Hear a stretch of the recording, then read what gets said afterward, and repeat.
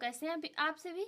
I hope कि आप लोग ठीक होंगे। तो मैं निशा मैम आज आपके लिए लेकर आई हूँ हाई स्कूल का मोस्ट इम्पॉर्टेंट टॉपिक है समांतर क्रम।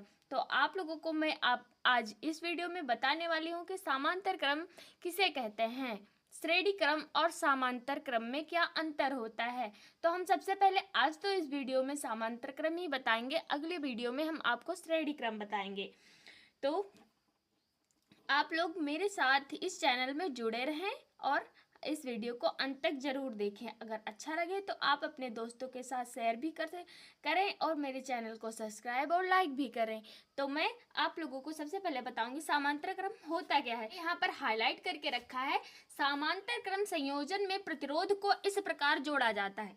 समांतर क्रम संयोजन में प्रतिरोध को इस प्रकार जोड़ा जाता है कि सभी के पहले सिरे एक दूसरे तथा दूसरे सिरे एक बिंदु से जुड़े होते हैं। इस प्रकार के संयोजन को समांतर क्रम संयोजन कहते हैं। और समांतर क्रम संयोजन में होता है प्रतिरोध के सिरों के बीच एक ही विभवांतर लगा होता है। इसमें समांतर क्रम संयोजन में प्रतिरोध को इस प्रकार जोड़ा जाता है कि सभी के पहले सिरे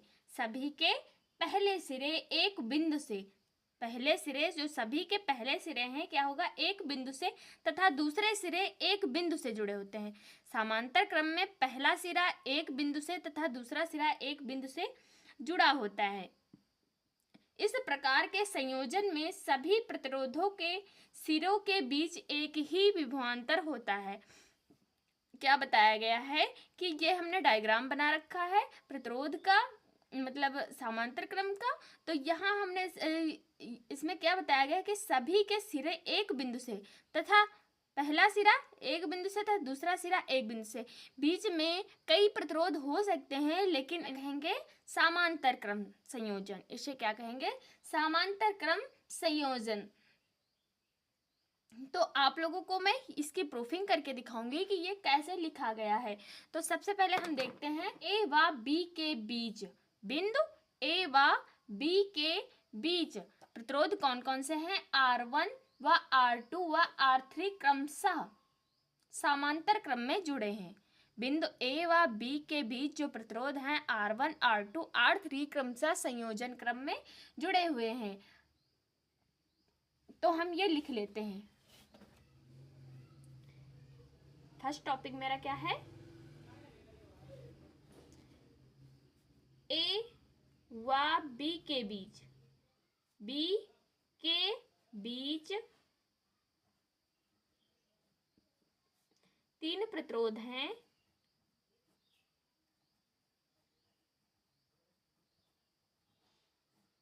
प्रतिरोध को हम कैसे लिखते हैं, R से लिखते हैं। क्या हुआ, कौन कौन से R1, R2 व R3। तो हम यहाँ पर लिख लेंगे R1, R2 व R3। ये हमारे क्या है, प्रतिरोध है। और ये जुड़े कहाँ है, क्रमशः समांतर क्रम में जुड़े हैं। ये समांतर क्रम में जुड़े हैं। काहे में जुड़े हैं, समांतर क्रम में जुड़े हैं। अब मान लिया कि ये जो बैटरी है, मान लिया ये जो बैटरी है इसमें धारा क्या प्रवाहित की जा रही है, आई धारा इसमें प्रवाहित की जा रही है। तो यहाँ से तो इस बैटरी से तो आई धारा जा रही है, मगर यहाँ पर इस बिंदु पर ए पर पहुंचकर ये धारा जो हो रही है तीन भागों में डिवाइड हो रही है। ठीक है, तो कौन से है, I1, I2 व I3 में डिवाइड हो रही है। जैसे कि R1, R2 व R3 में ये डिवाइड था, वैसे ही I1, I2, I3 में डिवाइड हो रही है। मेरा पॉइंट क्या है, मेरा जैसे कि मतलब जब प्रतिरोध बटे हुए थे वैसे ही I बटेगा। माना I बराबर, यहां से तो I ही धारा जा रही है, यहां पर डिवाइड हो रही है, तो I बराबर क्या होगा, I1 plus I2 plus I3। ये क्या हुआ मेरा, I1, I2, I3 जो है धारा बनी।